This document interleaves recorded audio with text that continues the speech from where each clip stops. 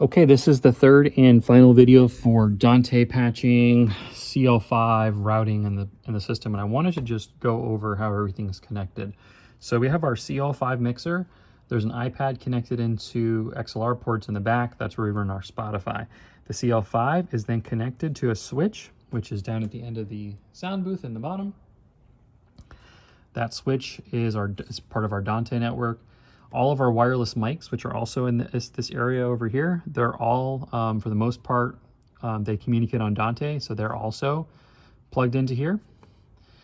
We have a switch there that our live stream Mac Mini is also connected into. That's how it gets onto Dante.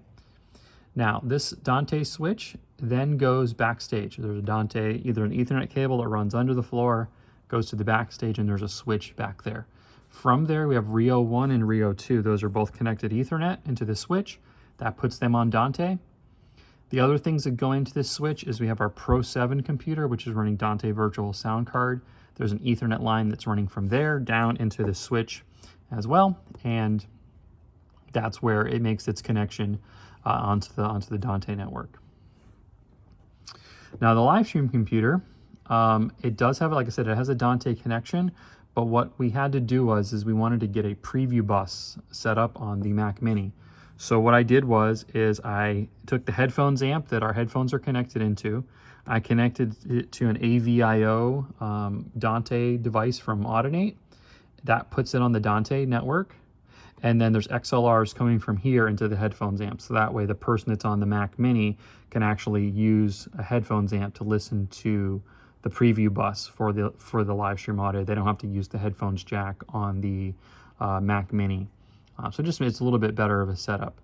So that's pretty much how everything is all connected up. I think the only other thing you need to know is that for the CL5, there is over by the switches over there in the corner, there is a Waves sound grid server that's resting in there, and that has its own switch that is running to the CL5 and also has a connection to the computer that's connected into the network as well. That's actually not in this diagram, so I'll draw that in right now. So we have the CL5 has its own Mac Mini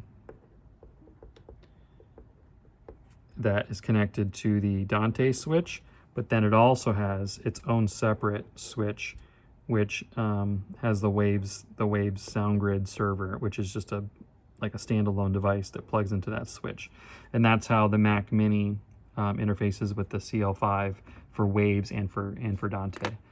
So hope that helps you understand a little bit how this is all run in the worship center.